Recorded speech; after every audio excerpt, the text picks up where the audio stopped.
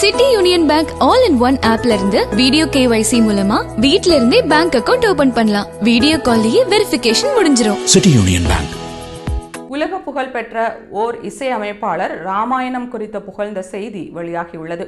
சுமார் 4000 கோடி ரூபாய் செலவில் 2 பாகங்களாக ராமாயணம் திரைப்படமாக இருக்கிறது. ரன்பீர் கபூர், சாய் பல்லவி, யஷ் ஆகியோர் முக்கிய கதாபாத்திரங்களில் நடிக்க இருக்கின்றனர்.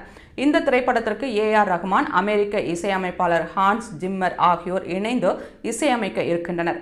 ஹாலிவுட்டில் ஹான்ஸ் ஜிம்மர் தவிர்க்க முடியாத இசையமைப்பாளர் ஆவார். இன்டர்ஸ்டெல்லர், டார்க் நைட், இன்செப்ஷன் போன்ற புகழ்பெற்ற திரைப்படங்களுக்கு பின்னணி இசையமைத்துள்ளார். இந்நிலையில் ராமாயணம் திரைப்படத்தின் தயாரிப்பாளரான நமித் மல்ஹோத்ரா ஒரு பாட்காஸ்டில் கூறுகையில், ஹான்ஸ் ஜிம்மரை முதன்முறையாக பார்க்க சென்றபோது ராமாயணத்தின் சாராம்சத்தை அவரிடம் கூற முயன்றதாகவும் அப்போது அவர் வேண்டாம் என்று கூறிவிட்டதாகவும் தெரிவித்தார்.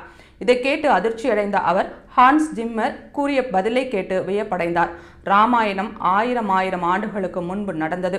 அதில் கூறப்பட்ட பல கருத்துக்கள் இப்போதைய உலகிற்கும் ஏற்றவாறு இருக்கிறது. ராமாயணம் நம்முடைய சிந்தனைக்கெல்லாம் அப்பாற்பட்டது. அதை ஏற்றுக்கொண்டு இந்த திரைப்படத்திற்கு நமது பங்களிப்பை சிறப்பாக கொடுப்போம் என்று ஹான்ஸ் ஜிம்மர் கூறியதாக நமித் மல்ஹோத்ரா தெரிவித்தார்.